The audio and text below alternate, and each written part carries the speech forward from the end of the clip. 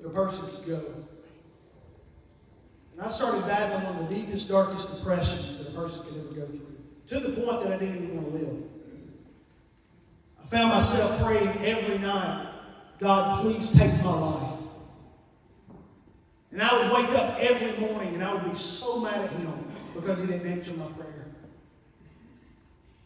I actually built up an anxiety to where I couldn't go out in public. I couldn't be around people. So I just hid out of my house and made life miserable for myself as well as for my family. My family finally said, Mickey, you're going to have to do something, or we're going to have to do something. And that's when I reached out and found a psychologist who also found a medical doctor. And I ended up having to meet with them every week for an entire year just to get out of the bed.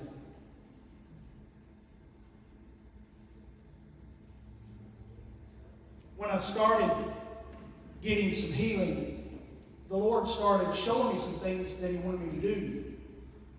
Because I thought I was done. I was done with church. I was done with being on stage. I was done with holding the microphone. I was done with all of it. Because I was hurt. I was scared. I was mad. I was ticked. I was embarrassed. I was done. And all God told me was this. He said, I'm going to send you from stage to stage. And I didn't know what we were going to do when I got on stage. He says, you're going to make my people laugh. He says, because the people inside the church, they're getting too stiff. They're not laughing enough. They're getting too serious. He says, you're going to go have a laugh. And I said, well, I'm going to need confirmation on that. He said, sure, go look in the mirror.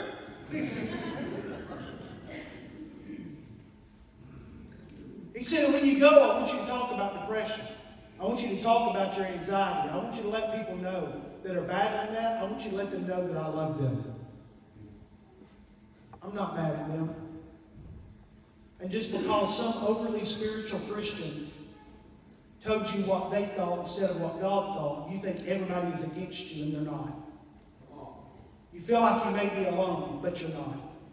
And you may feel like that God is done with you, but He's not. So I've been sent to encourage those that battle that. Because it seems like the church is the one place we go and we're not supposed to talk about it. We're supposed to put our Christian face on and act like we're happy, but no one realizes that when we go home, we're crying ourselves to sleep.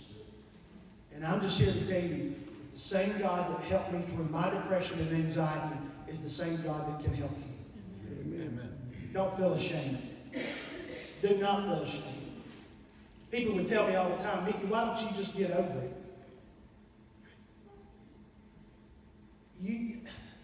If I could just get over it, I would just get over it.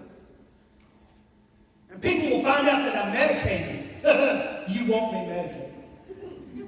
People find out I'm medicated. They say, well, if you would trust God more, you wouldn't need that medication. And I'm like, you're probably right, but you don't tell a diabetic that. You don't tell a diabetic that, no, because them diabetics love to eat coconut cake. They don't keep taking that shot. You don't tell a cancer patient, if you'll just trust God more, you wouldn't have to take that chemo.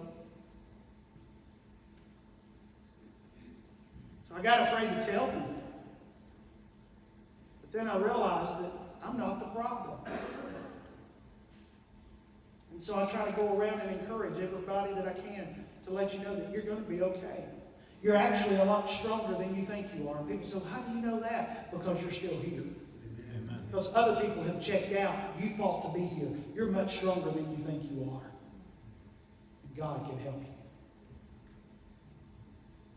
When I was visiting with my psychologist, I told him, I said, I want to be healed from this. I don't want this hanging over my head the rest of my life. And he said, well, Mickey, to do that, we're going to have to go way back in your past and deal with some things. Are you ready to do that?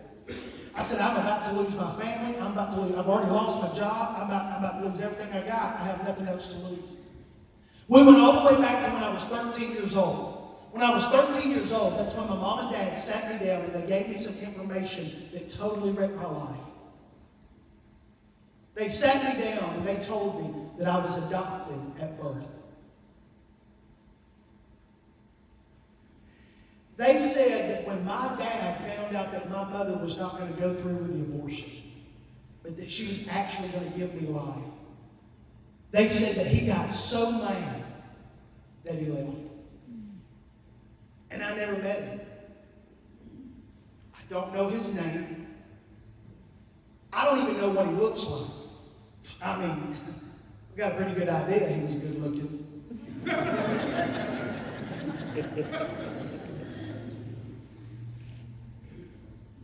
How do you put blood in my veins and you don't even stick around long enough to see what I look like? How do you give me life and you don't even give me the opportunity to let you down before you take off running? These are the thoughts that have been going through my mind since I was 13 years old. And I was raised in a very strict Christian home where we prayed about everything, we just didn't talk about anything. So when my life started falling apart, all this stuff started coming out. My psychologist told me, he said, Mickey, you got to find a purpose. You got to find your purpose. You got to have a reason to get out of the bed every day. And I found it.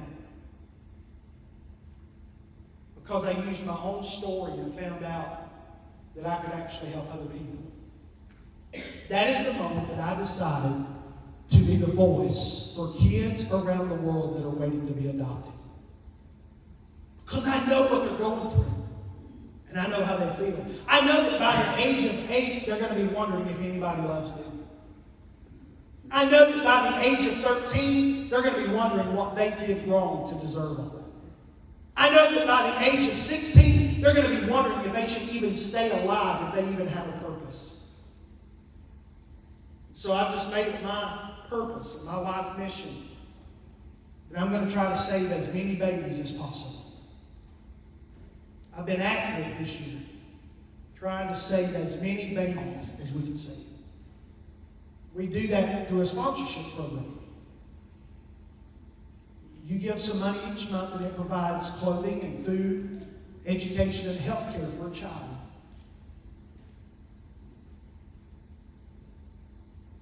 You can let a politician stand on this stage, and I don't know what your conviction is, don't care. You can let a politician stand on this stage and announce we're going to legalize abortion. And every born-again believer should stand to their feet, point back at them and scream, absolutely not, because abortion is wrong. Amen. Now, if you don't believe that way, give me a pass. It almost took my life. I have to be passionate about it. But here's my question to the church. We will stand against all those that want to legalize abortion. We will fight for every baby to be born. Here's my question to the church. What are we going to do about the babies that are born and then left? Because we're finding babies in dumpsters. Babies are being dropped off at orphanages. Babies being dropped off at fire departments. And we as the church fought for them to be alive. And now there's nobody to take care of them. So I talk for them. I go around and I try to give them as much help and support as I can give them. Here's what it costs you. $39. It's hard to believe. $39 provides health care, food, clothing, and an education for a child. $39. You said, how is that possible? Because they're living under a piece of tin that's held up by 4 metal posts.